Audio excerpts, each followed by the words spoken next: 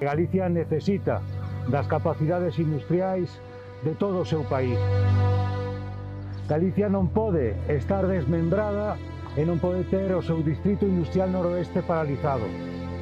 A situación lamentable que temos de falta total de traballo para a xente xoven que, na maioría dos casos, ten que fuxir de aquí e ten que buscar o seu traballo en outras partes do Estado. Llevamos anos denunciando a situación de reindustrialización que estamos sufrindo, de unha forte destrucción de emprego industrial e aparte as súas consecuencias, sobre todo, a actividade económica da comarca de Ferrolterra e o Ortegal. No Día da Clase Obreira Galega deste ano 2021, a comarca de Ferrolterra vai a folga xeral. Con outra reivindicación que tamén vamos a plasmar ese día 10, que é a derogación inmediata da reforma laboral. Sin esa reforma laboral, Gamesa e moitas das empresas que están recurrindo a despidos masivos non poderían levar a cabo ese estudo. Nos queremos garantía de futuro, nos estamos a loitar polo futuro desta nosa comarca. A industria galega están acabando con ela, a comarca de Ferrol isto é infernal.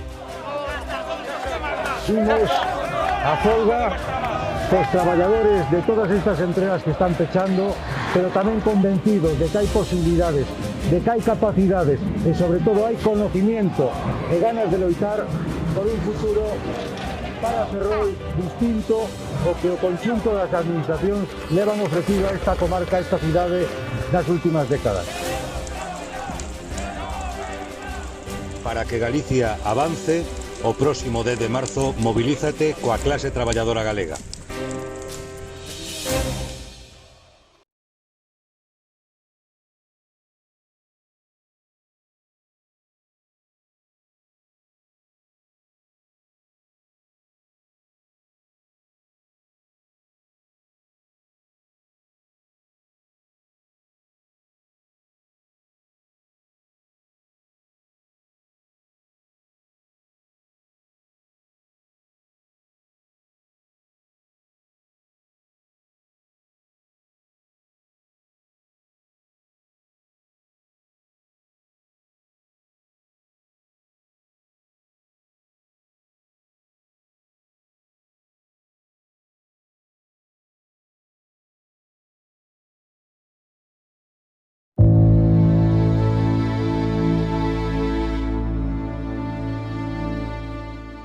Galicia necesita das capacidades industriais de todo o seu país.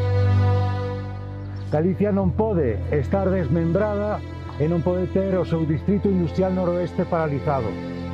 A situación lamentable que temos de falta total de traballo para a xente xoven que, na maioría dos casos, ten que fuxir de aquí e ten que buscar o seu traballo en outras partes do Estado.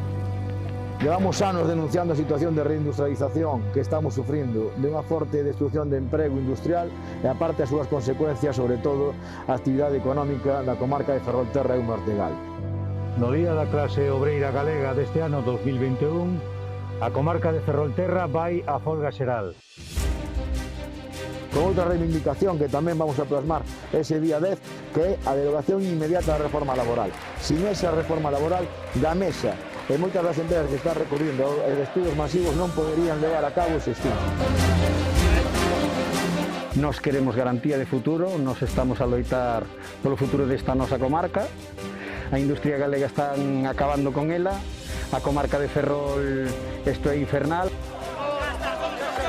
Imos a folga cos traballadores de todas estas empresas que están pechando, pero tamén convencidos de que hai posibilidades, de que hai capacidades e sobre todo hai conocimiento e ganas de loitar por un futuro para Ferrol distinto ao que o conxunto das administracións levan ofrecido a esta comarca, a esta cidade nas últimas décadas.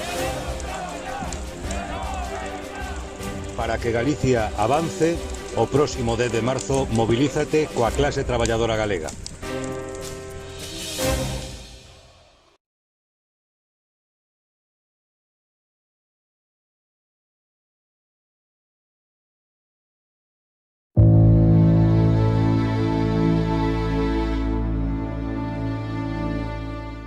Galicia necesita das capacidades industriais de todo o seu país. Galicia non pode estar desmembrada e non pode ter o seu distrito industrial noroeste paralizado. A situación lamentable que temos de falta total de traballo para a xente xoven que na maioría dos casos ten que fuxir de aquí e ten que buscar o seu traballo en outras partes do Estado. Llevamos anos denunciando a situación de reindustrialización que estamos sufrindo, de unha forte destrucción de emprego industrial e aparte as súas consecuencias, sobre todo, a actividade económica da comarca de Ferrolterra e o Ortegal. No Día da Clase Obreira Galega deste ano 2021, a comarca de Ferrolterra vai a folga xeral. Con outra reivindicación que tamén vamos a plasmar ese día 10, que é a derogación inmediata da reforma laboral. Sin esa reforma laboral, Gamesa e moitas das empresas que están recurrindo a despidos masivos non poderían levar a cabo ese estudo. Nos queremos garantía de futuro, nos estamos a loitar polo futuro desta nosa comarca. A industria galega están acabando con ela, a comarca de Ferrol isto é infernal. Imos a folga cos traballadores de todas estas empresas que están pechando, pero tamén convencidos de que hai posibilidades, de que hai capacidades e sobre todo hai conocimiento e ganas de loitar por un futuro para Ferrol distinto o que o conxunto das administracións levan ofrecido a esta comarca, a esta cidade nas últimas décadas. Para que Galicia avance, o próximo 10 de marzo mobilízate coa clase traballadora galega.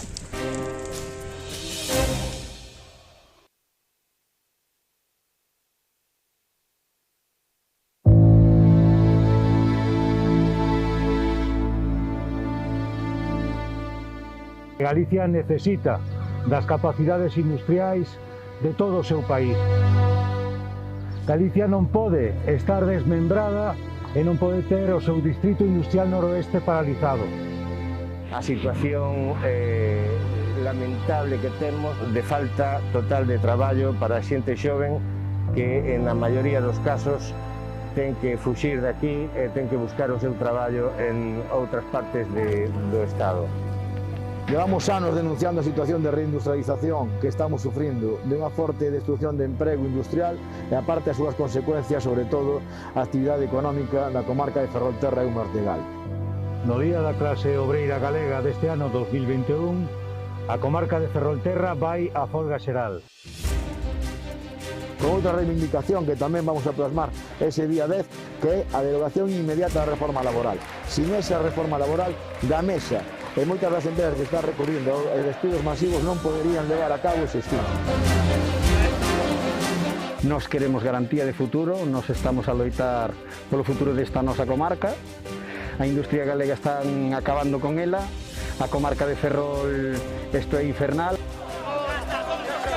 Imos a folga cos traballadores de todas estas empresas que están pechando, pero tamén convencidos de que hai posibilidades, de que hai capacidades e sobre todo hai conocimiento e ganas de loitar por un futuro para Ferrol distinto o que o conxunto das administracións levan ofrecido a esta comarca, a esta cidade nas últimas décadas.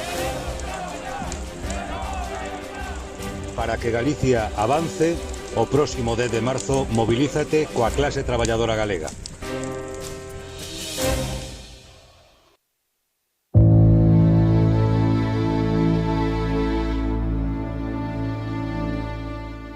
Galicia necesita das capacidades industriais de todo o seu país. Galicia non pode estar desmembrada e non pode ter o seu distrito industrial noroeste paralizado. A situación lamentable que temos de falta total de traballo para a xente xoven que na maioría dos casos ten que fuxir de aquí e ten que buscar o seu traballo en outras partes do Estado. Llevamos anos denunciando a situación de reindustrialización que estamos sufrindo, de unha forte destrucción de emprego industrial e aparte as súas consecuencias, sobre todo, a actividade económica da comarca de Ferrolterra e o Ortegal. No Día da Clase Obreira Galega deste ano 2021, a comarca de Ferrolterra vai a folga xeral. con outra reivindicación que tamén vamos a plasmar ese día 10, que é a derogación inmediata da reforma laboral. Sin esa reforma laboral, Gamesa e moitas das empresas que están recurrindo a despidos masivos non poderían levar a cabo ese estudo. Nos queremos garantía de futuro, nos estamos a loitar polo futuro desta nosa comarca. A industria galega están acabando con ela, a comarca de Ferrol isto é infernal. Imos a folga cos traballadores de todas estas empresas que están pechando, pero tamén convencidos de que hai posibilidades, de que hai capacidades e sobre todo hai conocimiento e ganas de loitar por un futuro para Ferrol distinto ao que o conxunto das administracións levan ofrecido a esta comarca, a esta cidade nas últimas décadas. Para que Galicia avance, o próximo 10 de marzo mobilízate coa clase traballadora galega.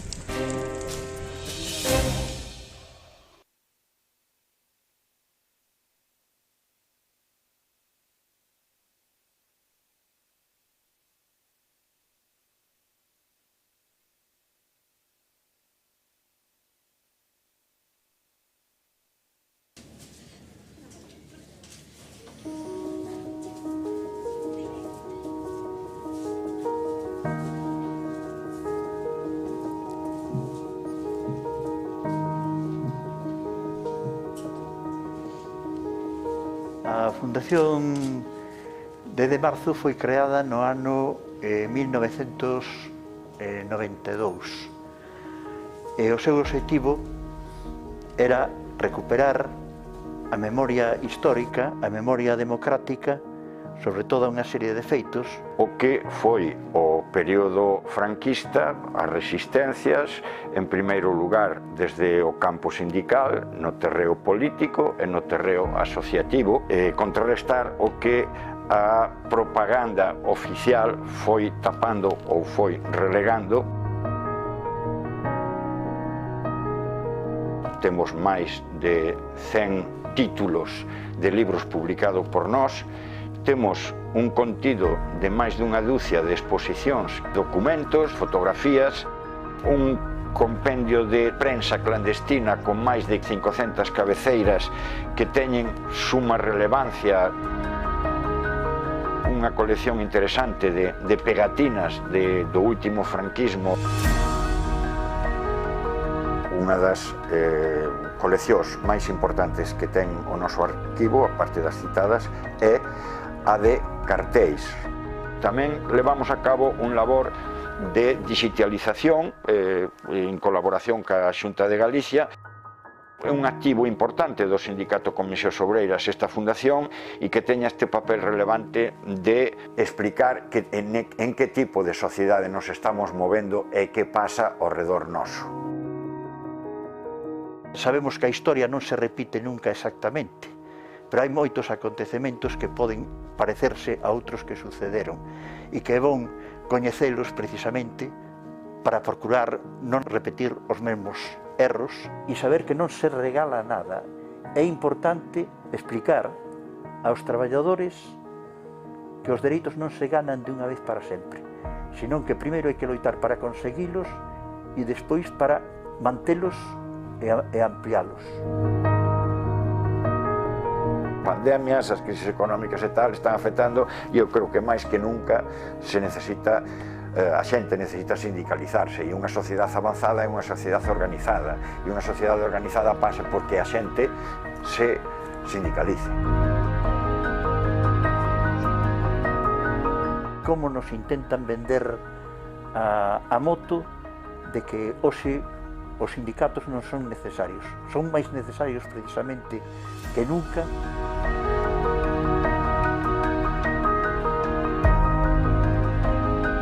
É imposible o sindicalismo sin memoria de onde somos, quenes somos e que queremos.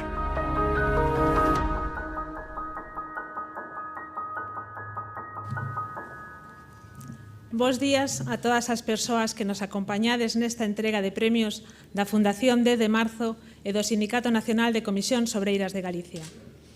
Hoxe celebramos este acto nunhas circunstancias excepcionais por mor da situación de pandemia e dos impedimentos que nos impón. queremos comenzar lembrando aos compañeiros e compañeiras, en xeral a toda a xente que sufriu esta enfermidade, especialmente a que nos deixou, pola acción deste virus que se manifesta de xeito implacable e letal. Un virus que nos arrebata as persoas queridas, que nos tapa e limita o achegamento, as apertas e que mesmo nos tapa a boca. Asumimos a obriga da máscara, que é, sen dúbida, unha excelente protección, pero resistímonos a deixar de falar, de cantar, de berrar e mesmo bicar, aínda que sexa o aire. As persoas premiadas este ano destacaron ao longo das súas vidas precisamente por isto, por non calar. O xeito de construir unha sociedade máis xusta e igualitaria, ese afán impreso no ADN de Comisións Obreiras, é o que as inspira a diario. Por iso, como contaremos máis adiante, teñen o noso recoñecemento. Este ano está limitada a presenza das persoas que representan as institucións galegas e o Sindicato Nacional e as distancias entre elas, como vedes, está ben medida. Aínda así, acompáñanos o alcalde de Santiago, Xosé Antonio Sánchez Bugallo, a directora xeral de Relacións Laborais da Xunta da Galicia, Elena Mancha Montero de Espinosa, o secretario de Estado de Emprego e Economía Social, Joaquín Pérez Rey, a directora xeral de Traballo, Verónica Martínez Barbero, a subdelegada do Goberno da provincia de Coruña, Pilar López Riobó, o director territorial da Inspección de Traballo, Demetrio Fernández López, e os anteriores secretarios xerais do Sindicato Nacional de Comisións Obreiras de Galicia, Xesús Díaz, Xa María Castro, actual presidente da Fundación 10 de Marzo, e Xosé Manuel Sánchez Aguión. Tamén compañeiros e compañeiras, amigos e amigas, cos que imos a celebrar unha data tan significativa para as comisións obreiras e para o conxunto da clase obreira galega. E, como non, saudamos a todas as persoas que nos están vendo en streaming. Grazas a todos e a todas por estar aquí. Comezamos o acto dando a palabra a Xosé Antonio Sánchez Bugallo, alcalde de Santiago de Compostela.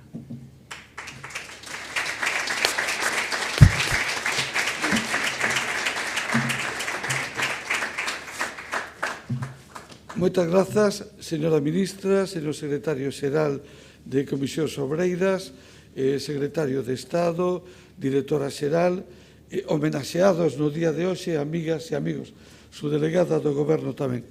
Para min é unha gran satisfacción estar hoxe aquí, por moitas razóns. En primeiro lugar, o simple feito de que nos poidamos reunir e poidamos ser máis de 4 nos tempos que corren xa é un motivo de celebración, a pesar de todas as limitacións que estamos tendo, que nos poidamos mover un pouco de un lado para outro. É sinal, de que as cousas van evolucionando máis ou menos hacia ben e que esperemos que non teñan novos pasos atrás que cada un deles xenera un sufrimento social, económico e, por suposto, desde o punto de vista personal, absolutamente inmenso. En segundo lugar, me dá a impresión de que este é un acto un pouco diferente tamén por outras razóns dos que se viñeron celebrando en anos pasados. Tradicionalmente, Comisións Obreiras foi un sindicato moi combativo durante moitos anos. Tamén foi un sindicato moi negociador. De feito, foi evolucionando con unha amplitud de miras que fai que sin romper coa súa orixe, hoxe Comisións Obreiras apareza como un sindicato moi diversificado e moi flexible en moitos ámbitos. E, polo tanto, non me sorprende que hoxe se reconozan a dúas persoas que dedicaron boa parte da súa vida a loitar pola libertad sindical. A libertad sindical que hoxe está reconocida plenamente, pero ao mesmo tempo aparece cuestionada na súa efectividade. Falaba a nosa presentadora das críticas que está habendo, das cousas que se está dicindo, decía tamén algún dos que interviron, ainda que fora a través da pantalla. En este mundo do teletraballo, todos nos plantexamos como vai a ser isto do sindicalismo. Supoño que os que estades máis activamente no mundo sindical teredes unha idea máis aproximada, pero eu me fago esa pregunta: como imos a compatibilizar esta tendencia imparable a que moitos traballen desde a súa casa con ese punto de encontro, de reunión, que era o centro de traballo? escoitarei atentamente todo o que se diga. E tamén temos o reconocimento a unha ministra que debe ser o máis novedoso. Tuve a sorte de conocer a Yolanda desde que era pequena, polo seu pai, desde que estudiaba no Instituto Rosalía de Castro en Santiago. Despois no Parlamento de Galicia incluso nos tocou debatir en algunha ocasión dentro da Comisión de Facenda do Parlamento. Bueno, a verdade é que creo que todos nos sentimos moi orgullosos de Yolanda. Lóxicamente, aqueles que formaron parte, digamos, da súa familia política e sindical seguramente con máis motivo, pero os restos dos que tuvemos ocasión de conocela e de coincidir con ela, pois estamos moi satisfeitos de que unha ministra galega pois este dando un exemplo de capacidade dialogante e resolutiva ao mesmo tempo. Parabéns, Yolanda, creo que é un reconocimento merecido. Quédache moito tempo por diante, polo tanto, eso sempre é peligroso cando se reconoce alguén novo, porque a evolución veremos cal é despois, pero desde logo tes méritos suficientes dabondo como para merecer este reconocimento. Pola miña parte, máis nada, moitas grazas a Comisión Obreiras polo excelente labor que desempeña, moitas grazas pola celebración deste acto en Santiago, moitos parabéns aos que hoxe sodes homenaxeados e moito ánimo, porque, ainda que cambie o xeito de produción e o esquema económico e social da sociedade, sin lugar a dudas, os máis débiles, os que máis numerosos, necesitan e necesitamos instrumentos de unión para seguir avanzando na igualdade. Senón a globalización, o risco que corremos é que dé lugar a un enriquecimento brutal de unhos poucos a costa dun empobrecimento da maioría. Mais nada, moitas grazas.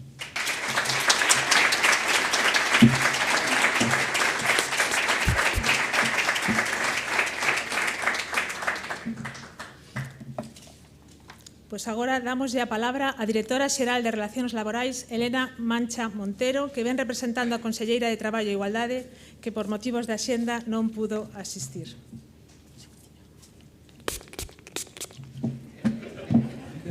Gracias.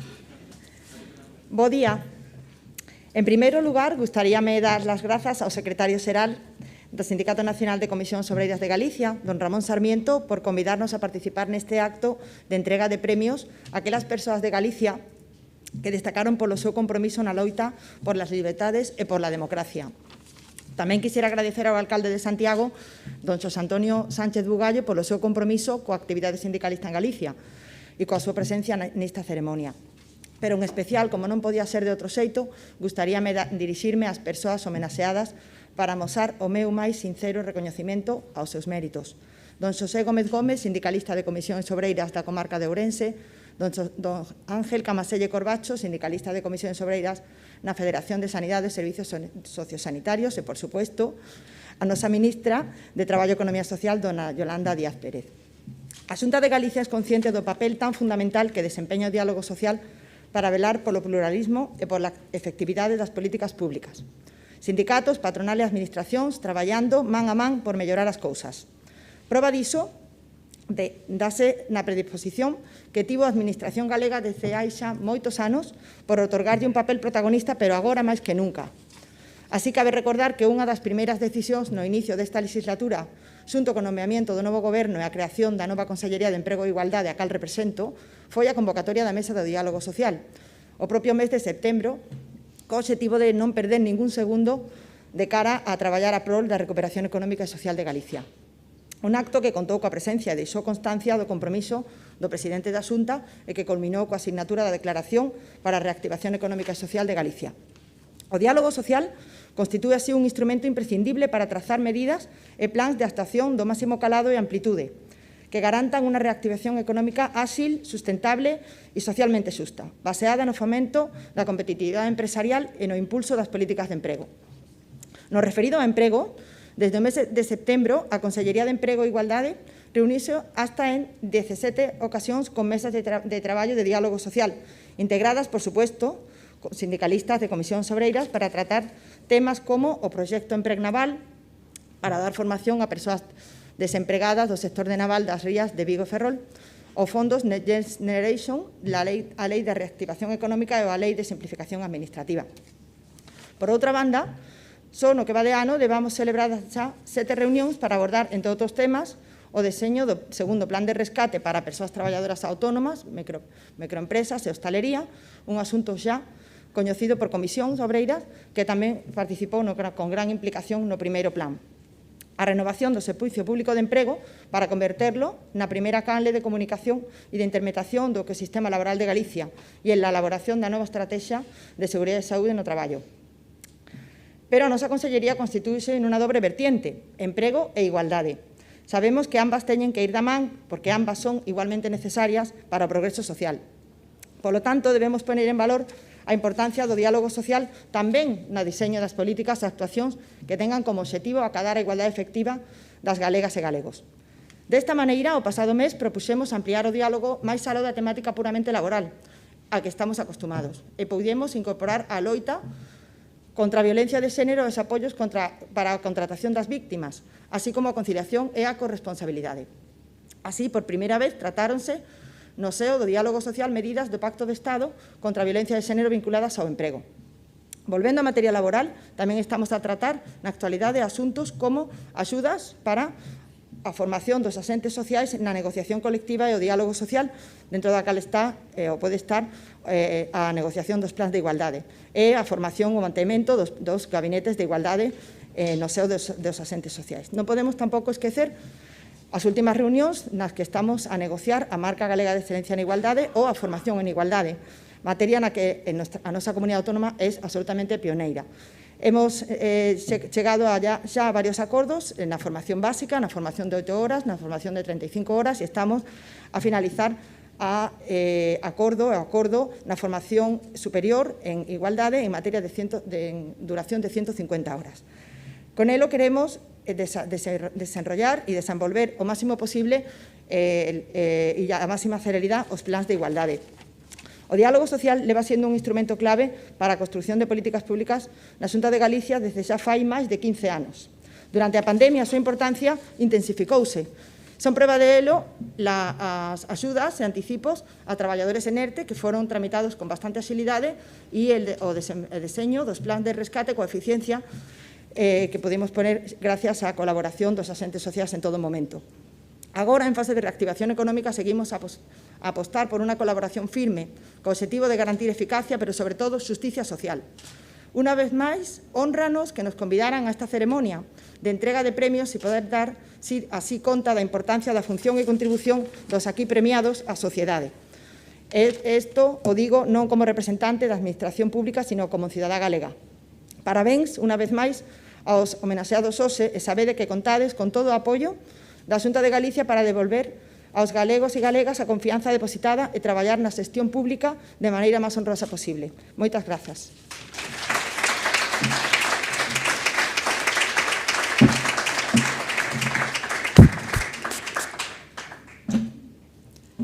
Dámoslle a palabra ao secretario do Estado de Emprego e Economía Social, Joaquín Pérez Rey, en representación do Ministerio de Traballo.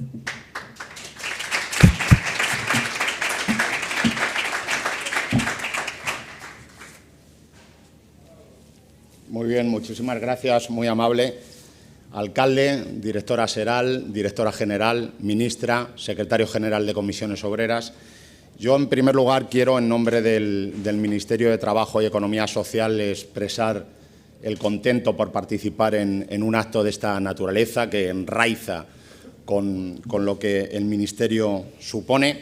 Gracias, por tanto, también a la Fundación 10 de Mayo por darnos la oportunidad de participar en este acto. Llevamos unos días, diría casi unas semanas, unos meses, trabajando en algo que podría ser sorprendente en un acto dedicado también a la memoria, ¿no? Que es todo el problema al que de alguna manera también hacía referencia el alcalde, que tiene que ver con los algoritmos, ¿no? Esto es una cosa que nos tiene a todos obsesionados. Miro a la ministra y a la directora general o a mis compañeros en el gabinete del Ministerio de Trabajo, ¿no?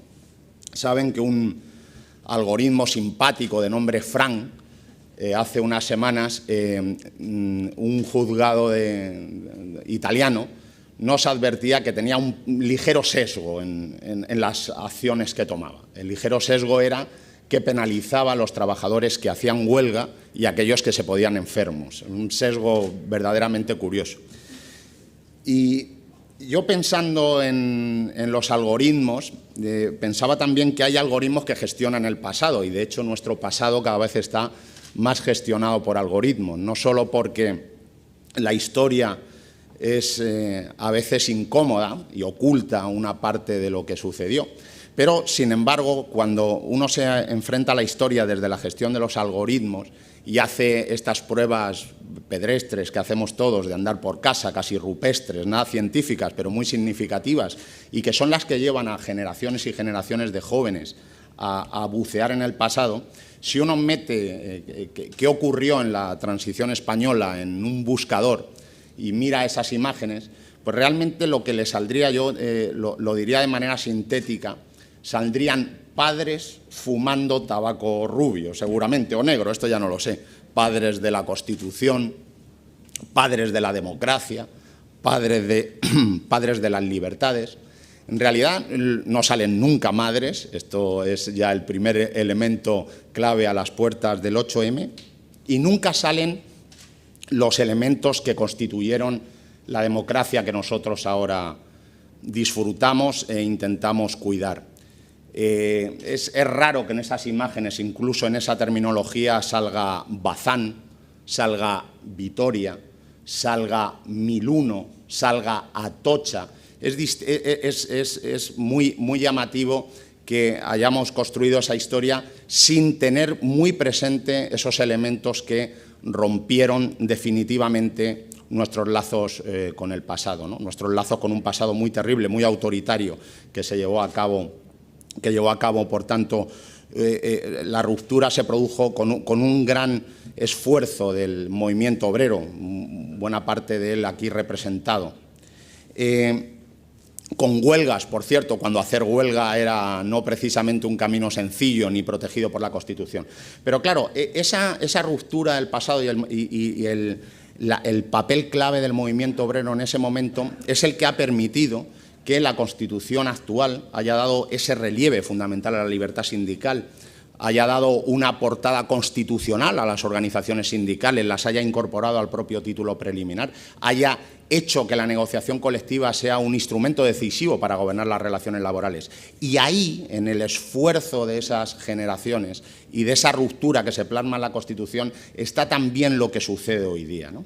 Lo que sucede hoy día, que es, por ejemplo, que la peor pandemia que ha vivido nuestro país pues haya sido gobernada desde el diálogo social, con el activo y con la incorporación de las organizaciones empresariales y las organizaciones sindicales junto con el propio Gobierno de la Nación para seguramente gestionar uno de los procesos laborales más difíciles de nuestra historia. Yo me atrevería incluso a decir que el más difícil, y hacerlo cambiando por primera vez los elementos en los que se ha basado la gestión a la crisis, ¿no? Aquí está mi amigo compañero Manuel Lago, que lo explicaría mucho mejor, pero se trataría de cambiar la relación entre el Producto Interior Bruto y la destrucción de empleo, o haber podido aguantar a un cierre de actividades, es decir, básicamente algo que nos convenía, algo que nos llevaba a una contradicción y que ha sido resuelto con bastante éxito, y ha sido resuelto precisamente porque ha incorporado la experiencia del diálogo social, del diálogo maduro, de las organizaciones democráticas y de la gestión cotidiana del mercado de trabajo basada en la libertad sindical y en el reconocimiento de todos esos derechos que Bazán, Vitoria, huelgas generaron y nos permiten disfrutar de una democracia social avanzada. Cuando se reivindica la memoria hay que agradecer trayectorias vitales, hay que agradecer vidas ejemplares, la de José y la de Ángel. Yo creo que esto es un reconocimiento no solo merecido, sino al que el Ministerio de Trabajo se suma de manera entusiasta, porque no es difícil, no es fácil encontrar a personas que hayan dado su vida por los derechos sociales. Por lo tanto, enhorabuena y lo mejor para el futuro.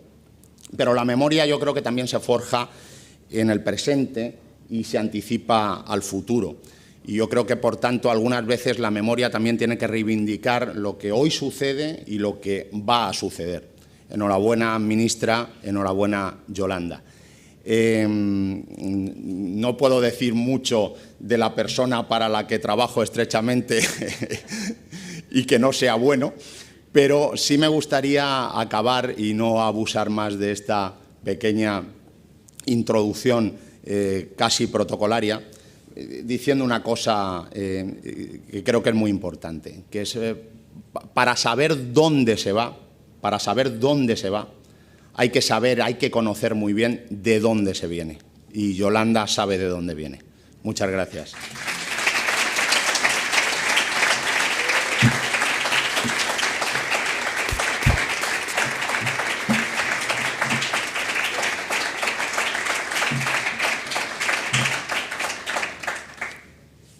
Grazas a todos polas vosas palabras e desexos.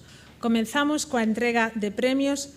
Imos tentar compendiar as moitas calidades das persoas seleccionadas este ano. Ángel Cameselle Corbacho. Ángel Cameselle sumouse ás comisións obreiras con 18 anos. Despois dos sucesos de marzo de 1972 e da gran folga xeral en Vigo en setembro dese mesmo ano. Aqueles 15 días de folga saldáronse con centos de despedimentos, detidos e exiliados. En 1974 empezou a traballar en Indugasa e en 1975 foi elixido enlace sindical na candidatura impulsada polas ilegais comisións obreiras.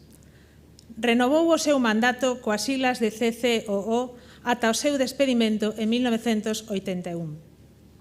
Neses anos foi membro da Executiva do Metal de Vigo e membro do Consello de Galicia. En 1984 incorporouse a traballar na sanidade pública, no Insalud primeiro e despois no Sergas. Participou na reorganización de comisións obreiras nun sector que estaba desmantelado e foron crecendo ata ser a primeira forza sindical en Vigo. En 1986 crearon a Plataforma en Defensa da Sanidade Pública, agora SOS Sanidade Pública, que foi un excelente instrumento para combater a privatización da sanidade. Medtech, despois Galaria, foi o primeiro escollo que houbo que combater. Foi secretario xeral da Federación de Sanidade de Vigo e membro da Executiva de Galicia durante varios anos desde 1986. No ano 2012 foi elixido secretario xeral da Federación de Sanidade e Sectores Sociosanitarios de Galicia, cargo que desempeñou ata a súa xubilación.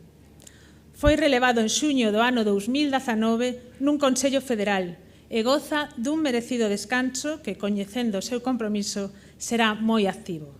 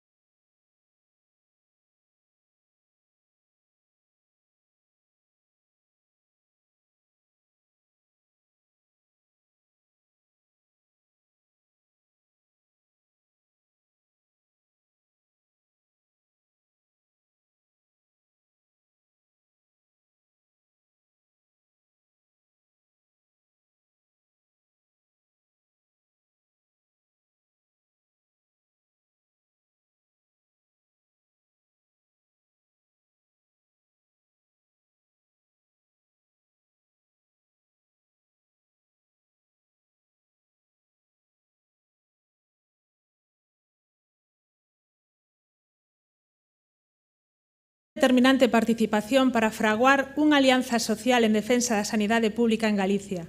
Polo teu tenaz inconformismo e polo teu infatigable traballo, grazas Ángel no nome das Comisións Obreiras. Entrega o premio Emilia Lama Seoane, secretaria xeral da Federación de Sanidade e Sectores Sociosanitarios.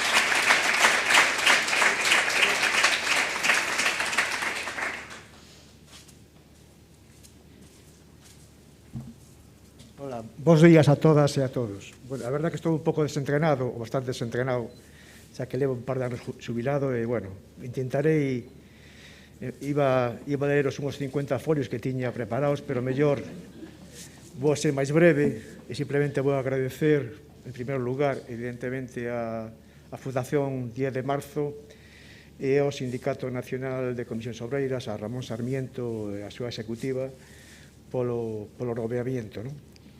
Que creo que, a verdade, vendo aquí tanta xente con tanta experiencia e con tanta historia e con tanto merecimiento para estar onde estou eu, incluso xente que non está aquí, pois, en todo caso, o valoro todavía máis, non? Creo que se decía ao principio, non, que as liberdades que temos costou moito conquistalas, pero tamén costa bastante mantelas e incluso recuperar algunhas perdidas nos últimos anos, non? Nos anteriores anos, non? En este aspecto, bueno, por eso eu reivindico non solamente o que significa que se me otorgue un premio, sino realmente o que significa o 10 de marzo, o que significou da conciencia de moitos traballadores de Galicia o 10 de marzo. En principio foi o que foi unha loita, unha reivindicación dos traballadores de Ferrol, de Astano e de Bazán, que rematou co asesinato, hai que dicirlo así, o asesinato de 2 traballadores exemplares, con multitud de feridos, con cantidad de represaliados, e que valeu para que moitos traballadores de Galicia alzaran a súa voz ese día, e posteriores días, e posteriores meses, e, como se decía antes, rematou en setembro de 72 con unha folga histórica a nivel de Vigo e a nivel de Galicia, que foi a folga dos traballadores de Citroën, dos asteleiros e de moitas empresas, e que tamén, para a desgracia de moitos traballadores, significou o despedimento, supuso a represión, a cárcel, o exilio, etc. Pero iso serviu para que moita xente, entre eles eu, tomáramos todavía máis conciencia do que estaba pasando, e por iso a miña 2-3 anos despois, presentarme ás eleccións sindicais, as últimas que tuvo o Sindicato Vertical, e conocer ali in situ a cantidad de compañeiros e compañeiras que foron un exemplo e que son un exemplo para a historia e para a memoria de Comisións Obreiras. Non vou a nombrar ningún, pero como estes días tuve a oportunidade de falar coa familia, me lembro, non me merezco a ningún, a José Camisei, a Merrello, que por desgracia xa non está entre nós. Quero agradecer a moita xente, en principio tamén, a parte dos agradecimentos que fixen antes, aos compañeros de Sanidade, da Executiva de Sanidade, que están aquí algúns das presentes, a Mili, a Luz e a Javi. Quero agradecer a multitud de compañeiras e compañeiros que me fixeron chegar as felicitacións polo nomeamento, xente que, digo, algún está aquí, pero a inmensa maioría non está aquí. E para mí é un placer recibir este premio. Repito, que moita xente con máis méritos que eu non ten, non? En principio, me sinto satisfeito con estar premiado xunto a Xosé, un exemplo da loita sindical, non solamente en Ourense, sino en Galicia. Para mí é un placer compartir esta distinción, e, como non, a miña amiga Yolanda, que realmente, no pouco tempo que ten no goberno, no pouco tempo que leva no goberno, conseguiu, xunto a outros compañeros do seu goberno, conseguiu que millares e millóns de persoas e de familias non quedaran tirados como na anterior crisis. E creo que é un exemplo para todos. non solamente o tema das ERTES, o tema de multitud de cuestións, pero que sepa Yolanda, creo que o sabe perfectamente, que ao seu lado, empurrando por detrás, estamos todos, porque quedan todavía moitas cosas por conquistar, ou por reconquistar, ou por recuperar, porque moitas cosas foron, as tiñamos, as perdimos, non? Me refiero á reforma laboral, me refiero á lei Mordaza, me refiero á precariedade laboral grandísima que hai en este país, me refiero aos convenios colectivos, me refiero ao salario mínimo, e, por lo tanto, Yolanda, ti tira para adelante, que non estamos a un lado ou estamos detrás, non? Nada máis, agradecer moi sinceramente ao 10 de marzo e ao Sindicato Nacional o premio, e moitas gracias.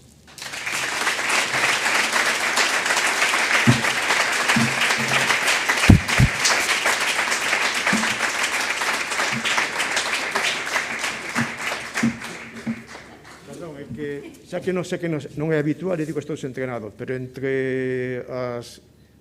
se me olvidou solamente moita xente por nomear, pero quería especialmente acordarme neste día da miña muller, Pilar, da miña filla Candela, que está aquí, e meu outra filla Sabela, que non está aquí, polo seu compromiso, pola súa atención e, sobre todo, pola paciencia. Paciencia infinita que teñen e tuveron comigo. Moitas gracias.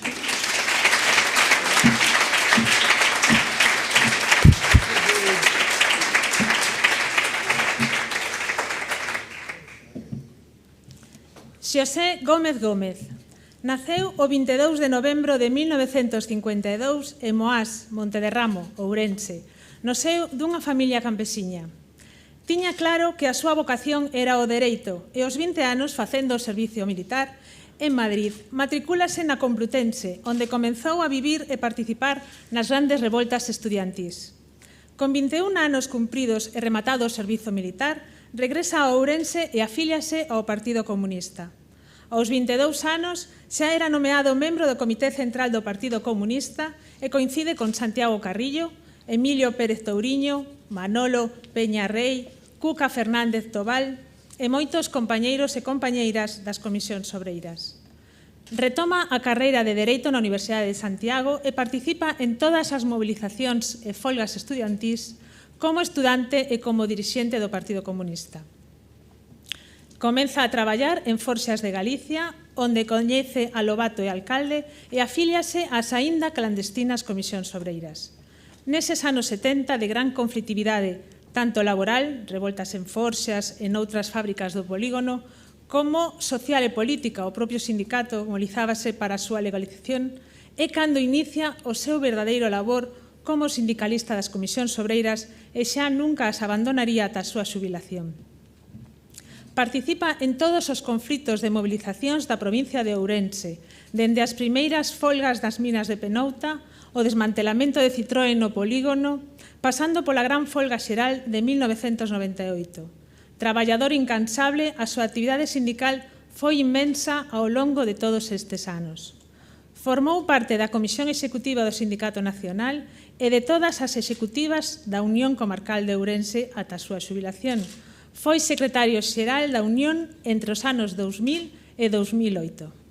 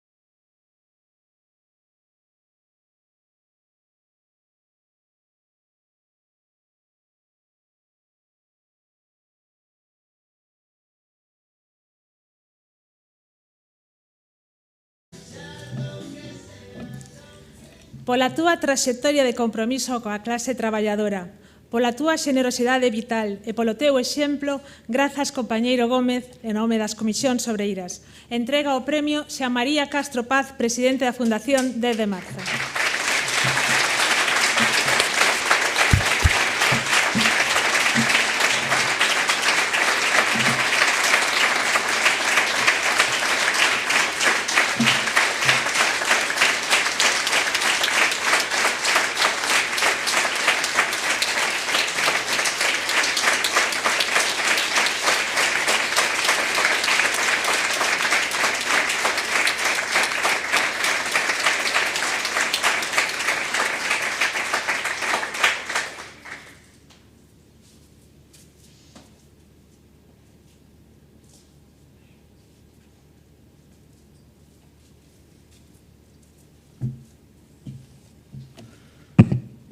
Bueno, moi bons días a todas e a todos, autoridades, que son moitas as que están hoxe aquí. Gracias por vir todas, tanta xente, a unha homenaxe de uns traballadores moi especiales algúns, seguramente que todos importantes, por eso nos habedes elixido, por ser importantes, decides vos, e se o decides vos eu non o vou a discutir. En primeiro lugar, quero decir que este premio vou no compartir ca miña familia, ca miña muller, ca miñas fillas, porque dos 40 e poucos anos que botei traballando arreo, 40 xustos, levo-os ca miña muller e compañeira Socorro. A paciencia que debeu ter comigo, pois, igual que as dos demais sindicalistas, é moi importante. E logo, a outra parte que xa non está aquí, que é a miña familia de pueblo, do interior, que cando me despediron, xunto con os outros compañeiros da fábrica Barreiros Ourense, titulaba os periódicos "Despedida la cédula comunista de Comisiones Obreras de Forja de Barreiros Ourense". Dicíame a miña nai, pero tú non che chegaba ben ser de Comisións Obreiras e meterte no Partido Comunista. Claro, evidentemente estas cousas ocurrían. Para ela tamén, e para esa familia, que xa non está, claro, pero onde este, tamén quero darlle unha parte do premio. Quero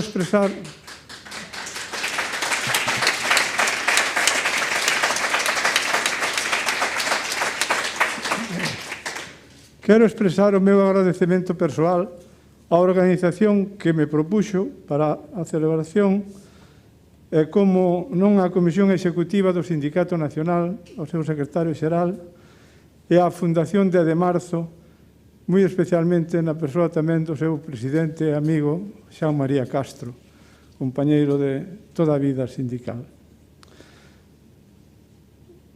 É un honor para min compartir este día con persoas tan comprometidas como as que nombramos hoxe e homenajeamos hoxe. O compañeiro Ángel, moitas gracias Ángel por haberte conocido, é un honor loitar contigo.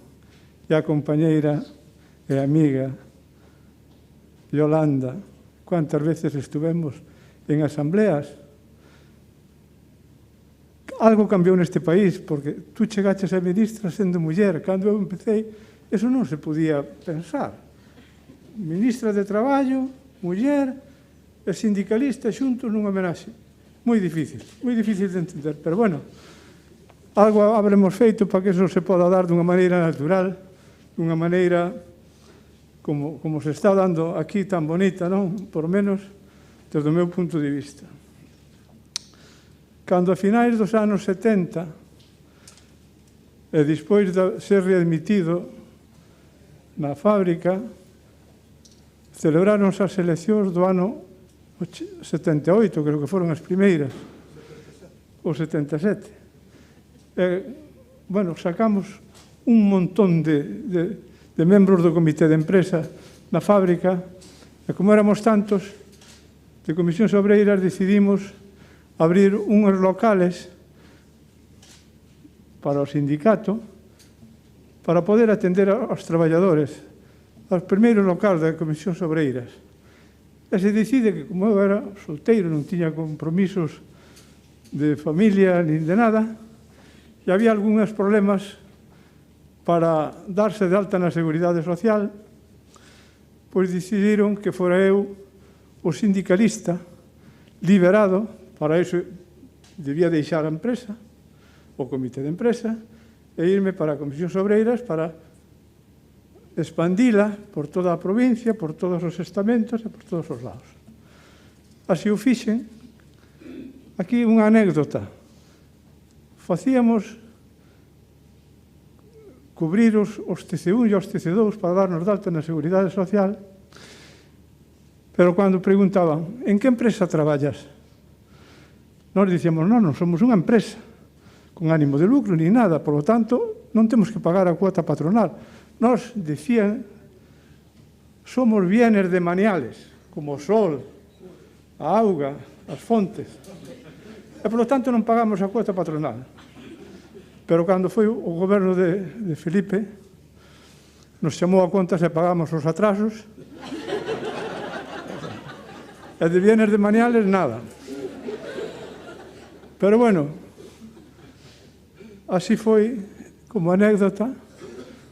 E se non somos bienes demaniales non seremos, pero empresa tampouco somos. O traballo sindical enguedella un, como dice a canción, enguedelleime, non me puiden desenguedellar.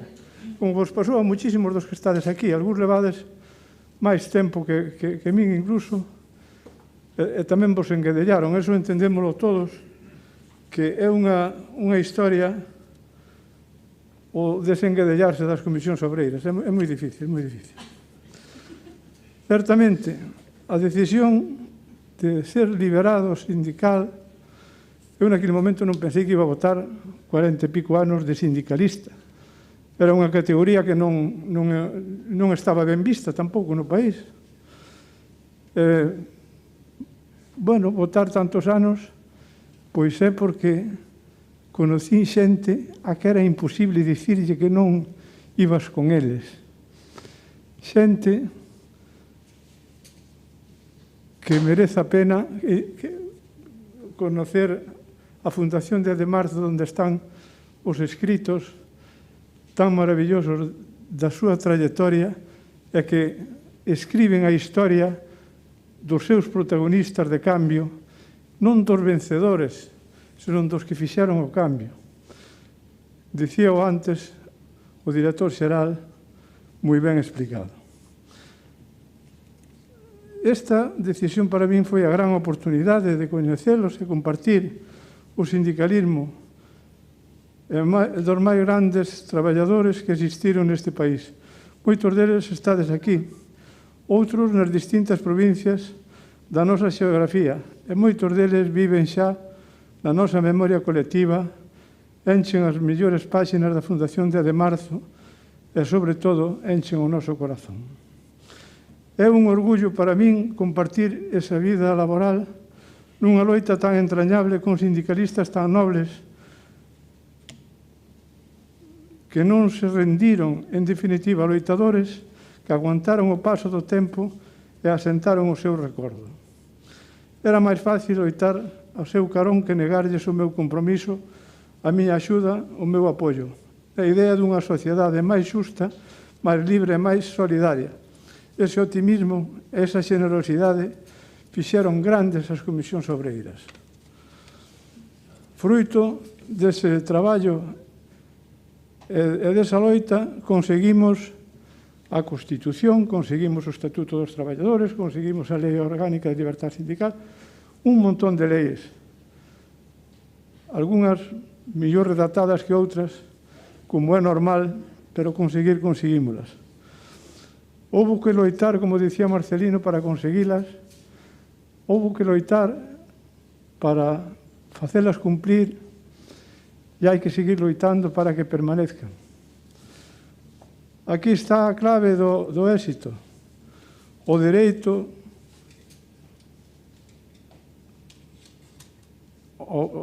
ao voto hai que usalo ben. Isto é moi importante porque se non temos a maioría do poder legislativo non podemos publicar as leyes. Entonces, a loita que estamos levando na rúa ten que levarnos a ter persoas como a compañeira Yolanda para que a redacción das leis teñan sentido para a clase traballadora.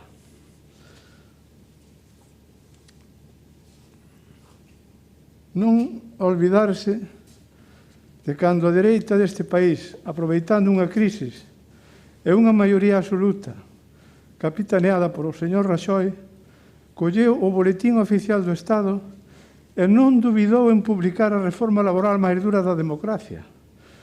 Esta reforma botou por terra grandes conquistas obreiras. Non se tivo compasión nin siquiera dos miles de traballadores e traballadoras que cobraban a mísera axuda para maiores de 52 anos, en cuantía de 430 euros, e deixalos desprotegidos. O salario mínimo interprofesional ou non subía, ou subía unha cantidade mínima. As pensións deixaban de ter obrigatoriamente unha subida igual ao IPC, para ter un ridículo porcentaxe de incremento do 0,25. A Caixa de Pensións paga salarios do capítulo 1 de algúns funcionarios, crisis da banca, complemento a mínimos, pensións non contributivas, e logo dicimos non hai diñeiro na Caixa. É menester chamarlle as cousas por o seu nome. Esta reforma foi un roubo á clase traballadora. Hai que repoñer o boletín oficial do Estado coa mesma compasión que tuveron eles con nós. A mí me dói moito o que nos costou conseguir esas leis para abolilas vía boletín oficial do Estado. Non poden usarse palabras como vamos a suscribir un contrato de traballo, donde un redata e dous firman. Iso é un contrato. Un contrato enténdese en igualdade de condicións, porque senón a igualdade de condicións non é posible chamarlle contrato. Hemos recibido unha división dos traballadores neste país cando empezamos esa andadura desde os anos 70 para adiante. Divididos en multitudes de ordenanzas laborales, multitudes de convenios colectivos, incluso a Lei General da Seguridade Social, cando a leemos, vemos que afecta dunha maneira determinada a uns traballadores e dunha maneira determinada a outros traballadores. Uns teñen máis direito que outros. Por exemplo, as empregadas de fogar ainda non teñen desemprego. Iso é a historia clara de que neste país non se nos regalou nada, absolutamente nada. Por que? Porque senón non habría esas diferencias. Collas a lei que collas, fai diferencias. E ainda non fomos quen en 40 e pico anos de aglutinar a grandes colectivos de traballadores que quedaron divididos entre as 19 ordenanzas laborales que había e miles de convenios colectivos. Temos que seguir loitando para que todos os traballadores teñan os mesmos dereitos. Cando se lexisla, eu teño apuntado aquí unha petición que me gustaría que se loitara por ela. As leis teñen que ser intelixibles por as persoas as que van a afectarlle, porque senón non son reclamables. A xente, se non entende a lei, non a vai a reclamar.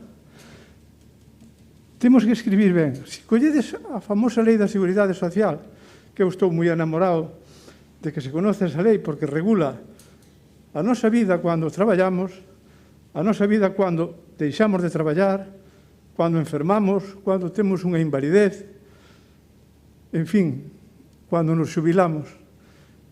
E esa lei, cando empezamos a lela, artículo tal, como dice el artículo non sei que del decreto, non sei, é terrible, tens que ter un mogollón de decretos para dar leído a lei.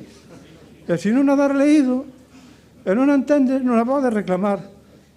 Fijádevos, moito tempo levou o artículo famoso 60, donde, por contribuir á maternidade deste país, ten a muller un 5%, pois como estaba mal redactado, tardou ainda bastante en reclamar un home dicindo eu tamén contribuín á natalidade neste país. E encima ganou, claro, porque estaba mal redactado. A redacción das leyes, por lo menos que sea inteligible. Se nos equivocamos, está igual. Porque, bueno, xa virá quen teña que vir e arreglalo. Ou como aquela muller que reclamou, eu teño 15 anos de media xornada, pero son 15 anos. E teño direito a unha pensión contributiva. Pois moi ben, pensión contributiva. Da base reguladora que che toque. Pero, bueno, foi reclamando. É dicir, é unha lei que, a medida que vai pasando o tempo, nos damos conta de que xa resulta ilegible. É moi difícil acabar de lela. E logo, despois, cando entrou en vigor a lei da Seguridade Social, última reforma do ano 2013, había que empezar a ler por o final, porque leías toda a lei e, pois, cando leías o final, dicías, entrarán en vigor os artículos tal, tal e tal. Os outros non entraban en vigor, entón, para que lo lín. Pero, bueno, en cuanto se escribe ben as normas, en cuanto non, e mentre ocorre todo isto, faremos un pequeno descanso para repoñer forzas e facer aquilo que máis nos guste. Por explicalo mellor, farei meu un pequeno poema do argentino poeta Callejeiro Malinowski que dice así: ahora es el momento de hacer lo que más quieres. No esperes al lunes ni esperes a mañana, que no aumente ante ti la caravana de los sueños pisoteados. Ya no esperes, no reprimas por miedo a cobardía, no postergues la vida con más muerte y no esperes nada más de la suerte, que no hay más que tu tesón y tu energía. Si tu sueño es hermoso, dale forma, como esculpe el arroyo la ribera, como el viento que vive y se transforma. Y para que todo esto resulte a tu manera, redacta para ti mismo tu norma y convierte tu otoño en primavera. Compañeiras e compañeiros, viva o 10 de marzo, vivan as comisións obreiras.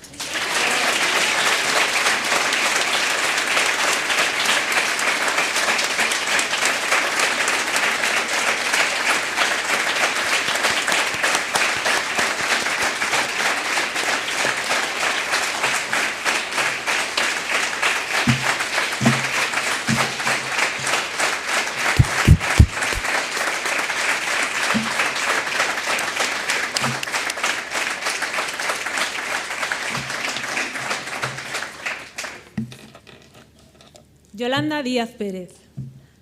Yolanda Díaz naceu en Fene o 6 de maio de 1971 e foi a menor dos 3 fillos de Carmela Pérez e Suso Díaz.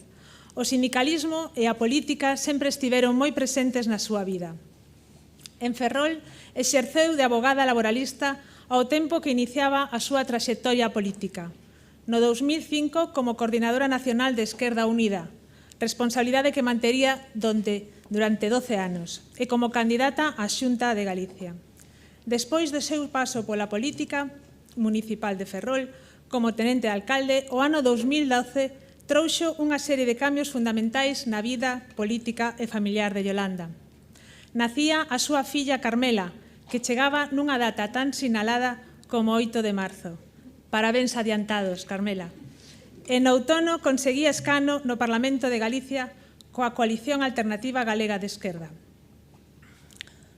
Yolanda deu o paso de representar no Congreso as reivindicacións galegas, converténdose en xaneiro de 2016 en deputada en Marea, escano que revalidaría posteriormente con Galicia en Común. En xaneiro de 2020, o presidente do Goberno, Pedro Sánchez, nomeouna ministra de Traballo e Economía Social do Goberno de coalición do PSOE e Unidas Podemos. Coa entrega do premio 10 de marzo a Yolanda Díaz, queremos recoñecer o seu compromiso persoal, pero tamén, e sobre todo, unha forma de gobernar a favor da maioría social do noso país, na que están presentes as dúas liñas fundamentais do seu xeito de actuar. A firme vontade de impulsar medidas que melloren a vida da clase traballadora e a habilidade e determinación para lograr grandes acordos, poñendo en valor o diálogo social.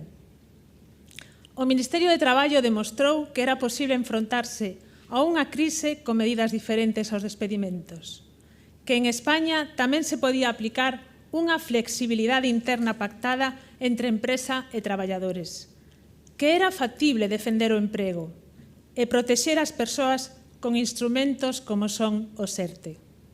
Son medidas diferentes e unha forma de gobernar distinta, porque no fundamental leváronse ao diálogo social e contaron co acordo dos sindicatos e a patronal.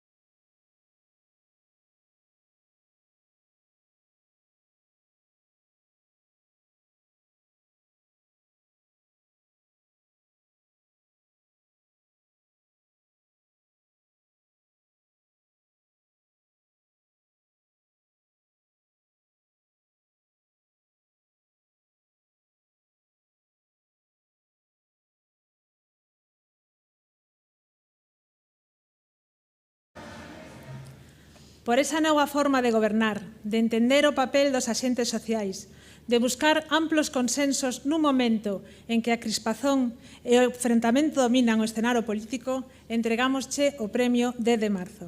Entrega o premio Ramón Sarmento Solla, secretario xeral do Sindicato Nacional de Comisións Obreiras de Galicia.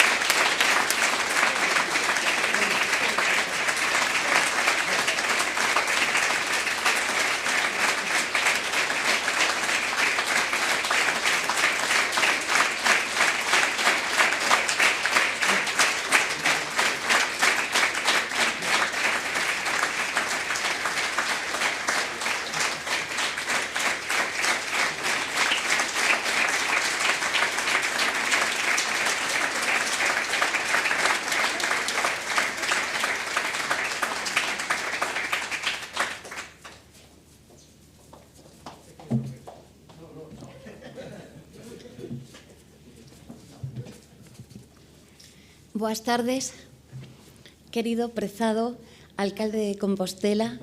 Teño tan bons recordos de ti, do meu instituto e da miña vida en Compostela. Grazas por estares aquí. Querido secretario, amigo Joaquín Pérez Rey, secretario de Estado de Traballo e Economía Social. Querida directora xeral de Relacións Laborais. Querida subdelegada do Goberno na Coruña e querido secretario xeral das Comisións Nacionais de Galicia. E, sobre todo, deixádeme que cite aos compañeiros benqueridos compartidos deste premio José Gómez e Ángel Cameselle, representantes da Fundación 10 de Marzo. Queridos amigos e amigas todas. A historia está feita do que uns quixeran esquecer e do que outros, sinxelamente, non podemos esquecer. Cando os disparos da Policía Militar contra os obreiros da Bazán aquela mañá cediño do 10 de marzo do 72 fenderon o aire de Ferrol e as vidas de Amador Rei e Daniel Niebla, a memoria empezaba xa a reclamarnos o seu espazo no presente. Nun tempo de celeridade, hiperpresenza, redes sociais e imaxes en directo, resulta difícil comprender que daquel fito histórico só preservamos unha fotografía en branco e negro. Trátase dun plano picado, borroso, dos traballadores do Asteleiro marchando en folga cara á Ponte das Pías ao encontro dos seus compañeiros de Astano. Ninguén conseguiu nunca captar tanto amor e compromiso nunha instantánea case accidental, arrincada ás gadoupas da morte.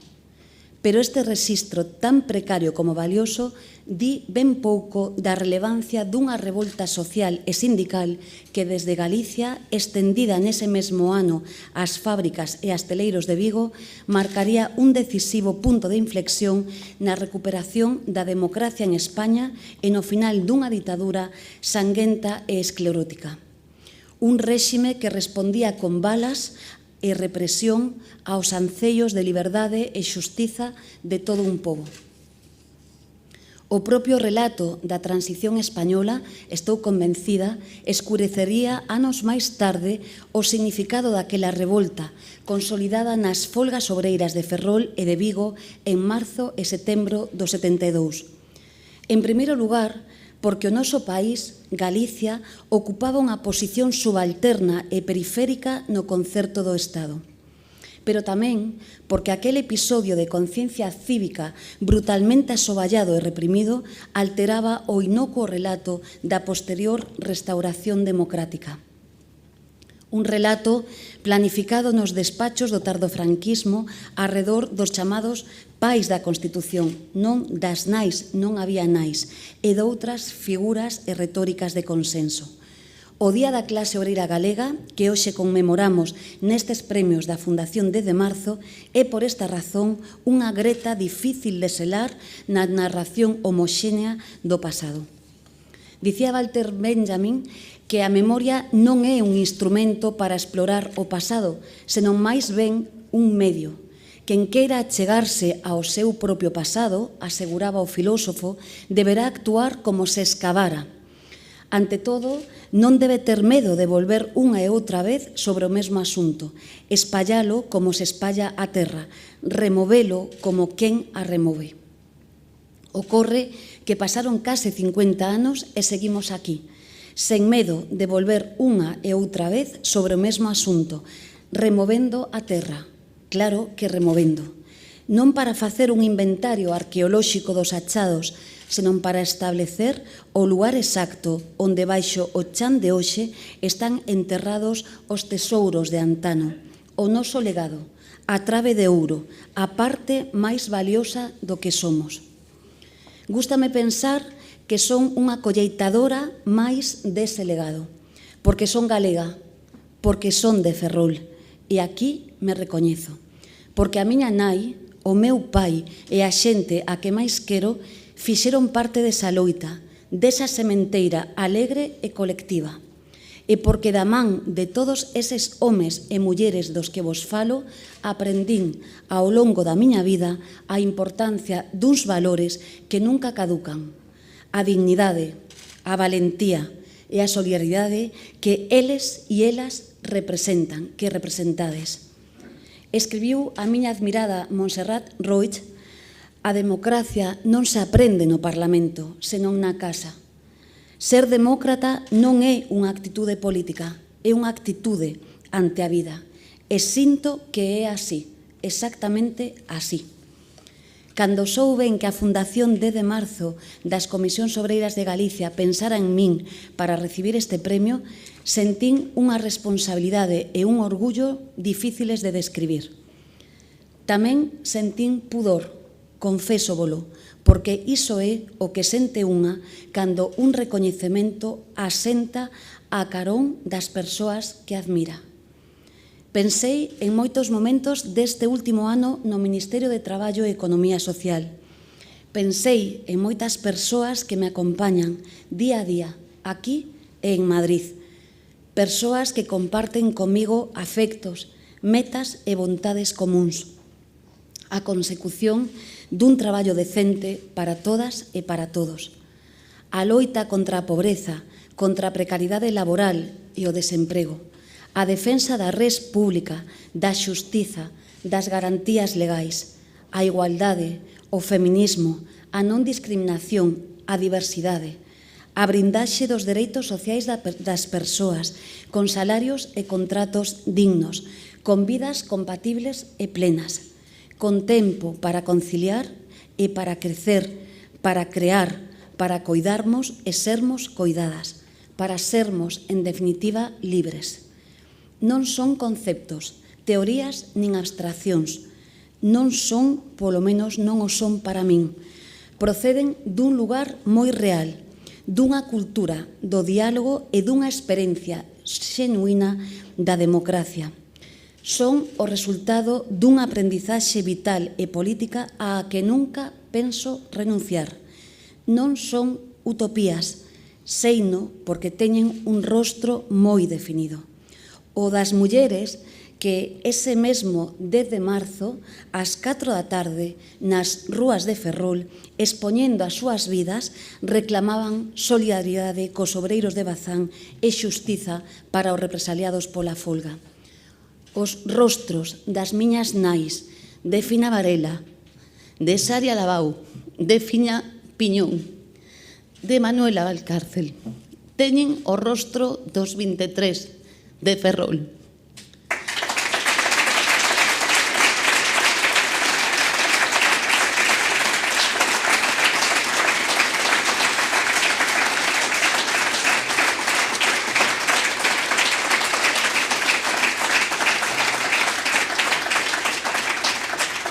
Dos que afrontaron torturas, xuizas militares e cadea na súa defensa dunhas condicións dignas de traballo, salarios mínimos de 400 pesetas, xornadas de 42 horas semanais e negociación dun convenio propio para a factoría ferrolá. Como soterrar ese recordo? Como non beber dese exemplo de fraterna valentía e solidaridade? Quen non aplicaría esta lección perenne no día a día, nas mesas de negociacións, nos consellos de ministros, nas victorias e tamén nos contratempos. Como non seguir a aquelas e aqueles que tanto deron polo benestar e a liberdade de todas nós, dos demais. Este foi un ano duro, sabémolo, devastador. Unha pandemia e unha crise global abateron en moitas ocasións as nosas esperanzas, sumíndonos no medo, na incerteza e no desacougo. Nunca vivíramos nada igual. E mesmo nese transo complicado, o exemplo de resistencia de todas e todos eles seguiunos acompañando, aínda despois do adeus. Quero lembrar hoxe especialmente aos que nos deixaron neste 2020, non con tristeza, senón cun sorriso e cun testemunho de gratitude. Serafín Mourelle, que dicía ser máis do mar que de sitio ningún. Poeta e mariñeiro de Corme, membro das comisións mariñeiras, cooperativista, comunista. Serafín armou a primeira folga da frota do Gran Sol e segue a navegar entre os mares de Galicia e Irlanda. Luís González Ferreiro, o prezado Ferreiro, fundador das Comisións Obreiras de Galicia, militante do Partido Comunista, que primeiro na emigración en Franza e despois na clandestinidade desde Vigo, tamén naquel 72, artellou a resistencia ao franquismo no noso país. Ferreiro repartiu o mundo obreiro polas vilas e aldeas de Galicia, convertindo a propaganda no máis nobre e valoroso dos oficios. E o meu ben querido Fernando Miramontes, tamén histórico militante do Partido Comunista, amigo, compañeiro eterno, a quen lle debo tantas cousas. Chamábame a chavala e dicíame que quedaba presa nas silveiras, falando con todo o mundo. E era verdade, é verdade. Fernando era veciño de Canido, dese Canido batido polo vento nos seus 4 costados, como describiu a poeta Xoana Torres. Fernando, tan xeneroso e íntegro, tan bo, tan humilde. Miramontes, o gavilán que tanto padeceu a represión, que tanto batallou. Nunca, nunca nos deixou esquecer o importante.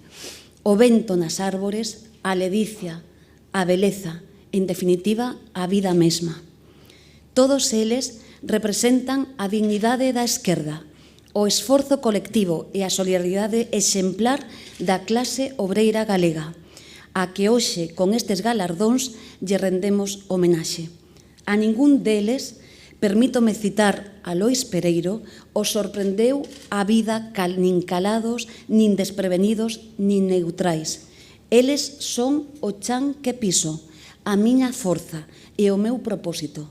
Agora, como ministra de Traballo, de Economía Social, e no futuro, sexa onde sexa. Remato xa expresando a miña gratitude por este premio á Fundación 10 de Marzo, grazas polo voso rescate e reivindicación da memoria obreira de Galicia. Para min é un orgullo poder estar hoxe aquí cos demais premiados e con todas e con todos vos. É unha alegría voltar á miña casa e facelo na vosa compaña, en Santiago, querido alcalde, cidade na que vivín, na que me criei, estudiei e traballei e a que sempre vou pertencer. Quero compartilo co meu equipo. Parte está hoxe aquí presente. O meu querido amigo Joaquín, a nosa directora xeral Verónica, que vou dicir de Manolo Lago, o meu querido Manolo Lago, Xaime Subiela, Elena Cardezo, Virginia Uzal, a canguesa, a nosa querida Estela, o noso maravilloso Fran e a ben querida Mariña, que está hoxe aquí retratándonos. E tamén cos que hoxe non poden estar, a miña xefa de gabinete, a querida Marian, a directora xeral de Traballo Autónomo e Economía Social, Mavi, maravillas, o director da Inspección de Traballo, o noso querido Héctor, un home que fai un traballo inxente, o noso asesor parlamentar Ricardo e a nosa tamén ben querida María Xosé. Tamén co meu querido pai Suso Díaz. Papá, eres un exemplo.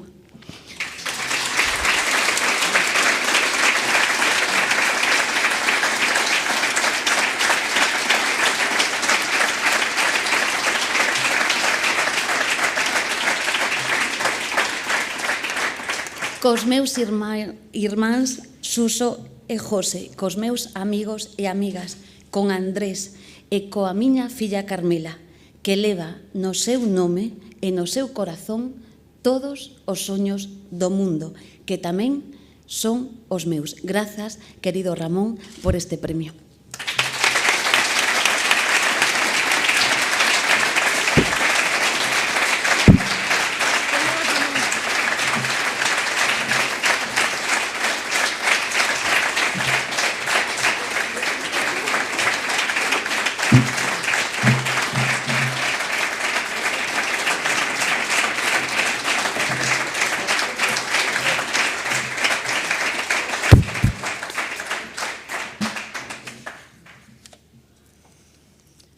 Agora ten a palabra o secretario xeral do Sindicato Nacional de Comisións Obreiras de Galicia, Ramón Sarmiento Solla.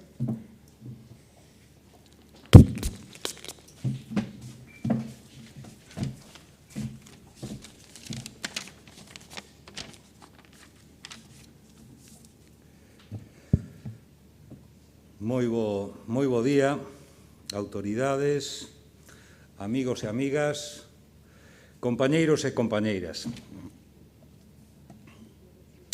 Por que é tan importante recoñecernos?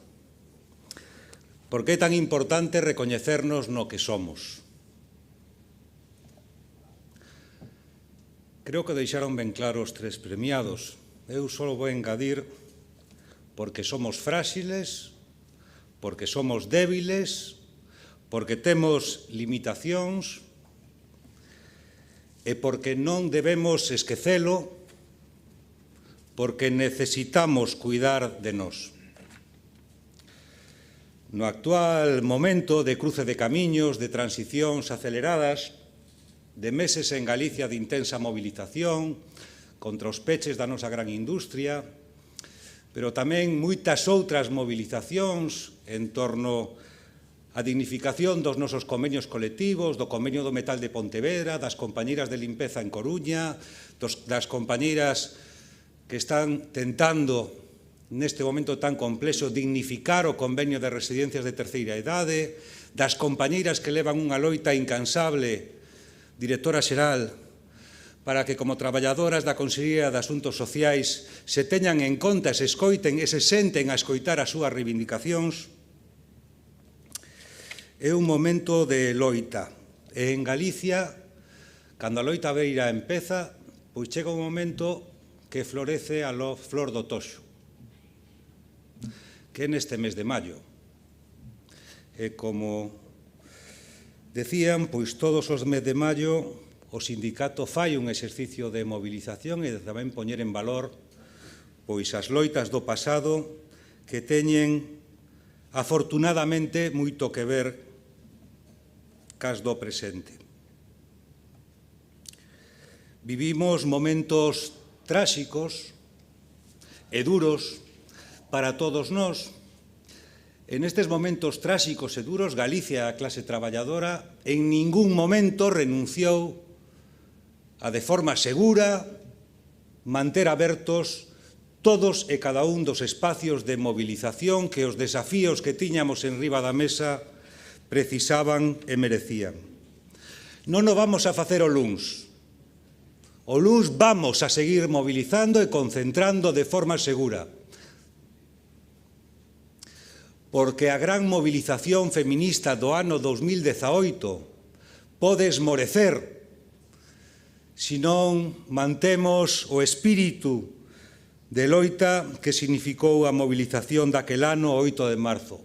Vou a ir e vou a estar a disposición do servicio de orden de cada unha das concentracións e respetar as indicacións que as compañeiras que están ao frente de cada movilización nos indiquen os que libremente decidamos expresar a través dun exercicio de movilización o noso compromiso co feminismo próximo luns. Estamos todos emplazados este 10 de marzo a ter un 10 de marzo distinto.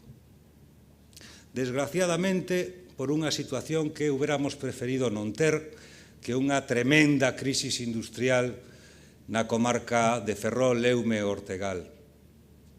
Pero ás veces, inda que sea polas desgracias, pois traen cousas boas detrás.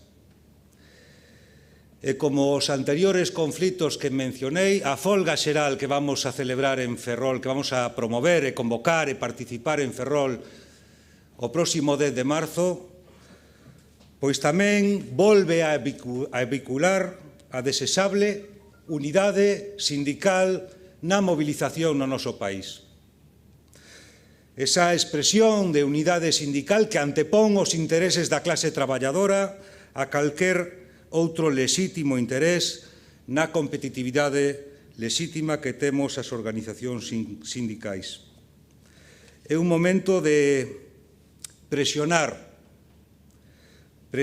para avanzar tamén no goberno de progreso. O necesitan a presión continua da clase traballadora para poder avanzar. Outros poden maquinar e presionar para que non hai avances. A clase traballadora só pode mobilizar. Que nadie se equivoque. Estes exercicios de memoria tamén van para decirnos que non hai outro camiño que a loita obreira para que o movemento sindical sexa non só tolerado, sino respetado. Este mes vamos a acabar cunha gran movilización o 27 de marzo nas rúas de Coruña. Hai dereitos, hai liberdade sindical, pero cando nun conflito tan largo como o da Iberia o empresario detecta que hai unha plantilla que meses de conflito empeza a optar como os que torturaban en outra época, que chegaba un momento que non aguantaban a tortura e floxeaban porque non podemos apelar ao heroísmo colectivo da clase traballadora permanentemente. Esa empresa decidiu dar un paso, pero tamén dar unha mensaxe, especialmente ao movemento sindical.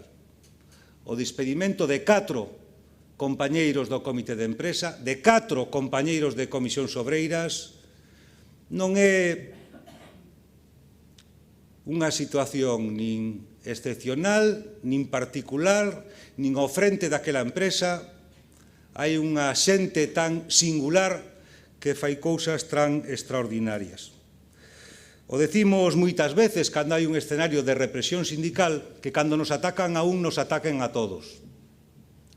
Pero é que si cando nos atacan a un, cando atacan a quen está ao frente dun escenario de movilización como o de Alcoa en Coruña, a sociedade galega non reacciona co mismo nivel de solidaridade que reaccionou Galicia hai 49 anos despois dos asesinatos de Amador e Daniel, si Corbacho, si Miguel, si Manuel e David non miran a clase traballadora galega berrando de novo nunca máis,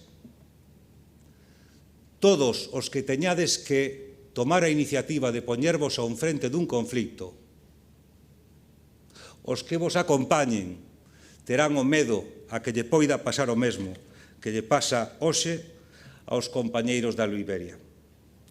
Temos que seguir pelexando e exixir corresponsabilidade ao conxunto das administracións. E que a situación o merece.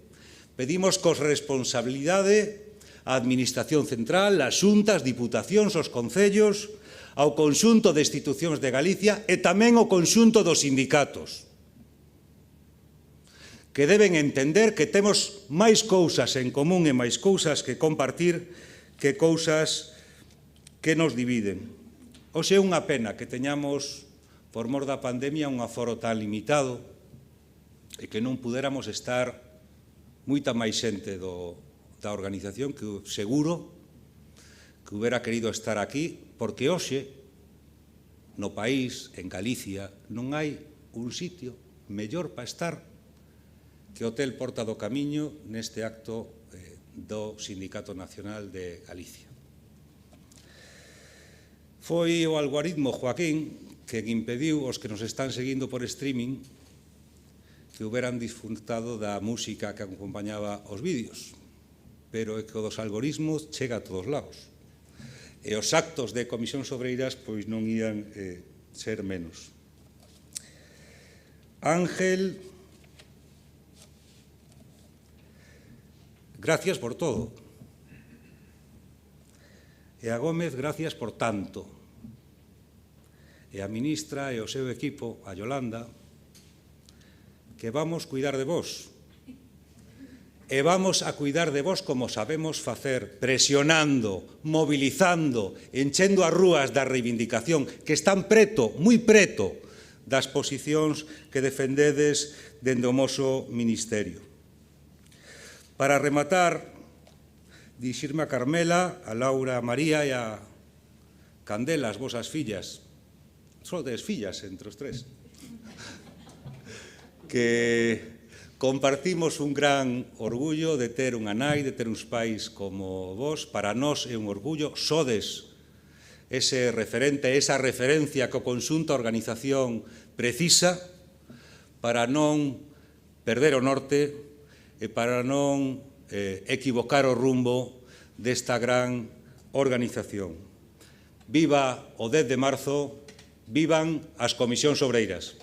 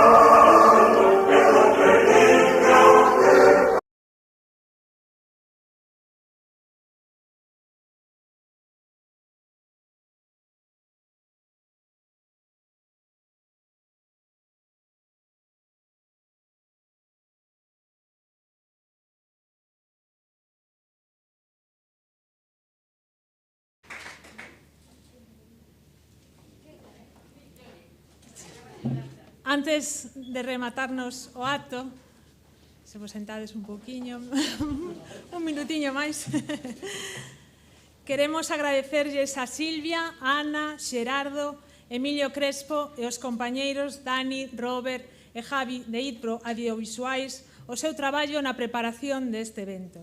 Agora, Ángel, Gómez, Yolanda, vos pedimos que xunto cos compañeiros que vos entregaron o premio vos acheguedes ao escenario para fotografiar este bonito momento. Grazas a todas e todos pola vosa compañía.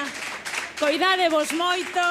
Vémonos nas rúas no próximo luns, 8 de marzo. Vivan as Comisións Obreiras!